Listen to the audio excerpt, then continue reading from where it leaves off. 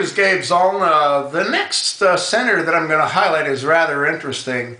And I believe that this senator has done more damage to the American people than any and all senators combined.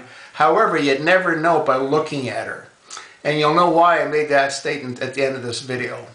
The senator in question is Mary Landrieu. She was born November the 23rd, 1955. After having graduated university, she worked in real estate for a number of years. In 1980, she had her first taste of the public trough, and in 1988 through 1996, she represented the state as state treasurer. Now, what ended up happening at that point was she won a very close race for the U.S. Senate, and she has remained in the Senate ever since, giving her a 17-year tenure to this point.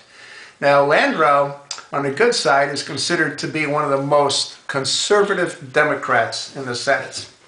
Landrieu was one of the only 6 Democrats to vote against renewing the ban on semi-automatic firearms that Senator Dianne Feinstein pressed and promoted initially.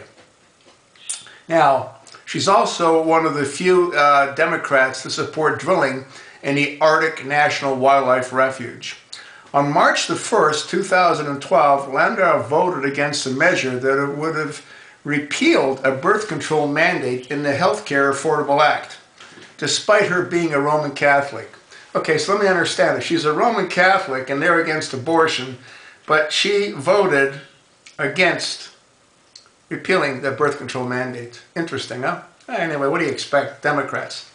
Landrieu was also opposed to the public health insurance option, Obamacare. Yeah, she was opposed to it. Now, that was until the bill was rewritten based on her request to send $300 million payment to Medicaid for her home state. This then became known as the Louisiana Purchase. You might have heard about that before.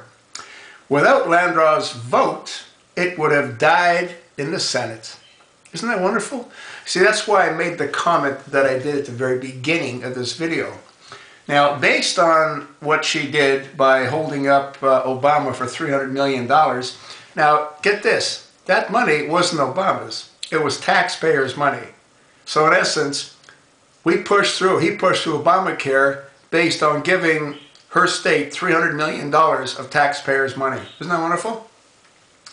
Based on what she did, both Glenn Beck and Rush Limbaugh named her a high-priced prostitute. Well, can you argue with that? I can't. This is why I said what I did. She has done more damage to this country by agreeing to the mandate.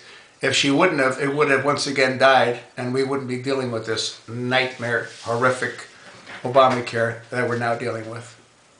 Anyway, I hope you enjoyed this video. There's more to come.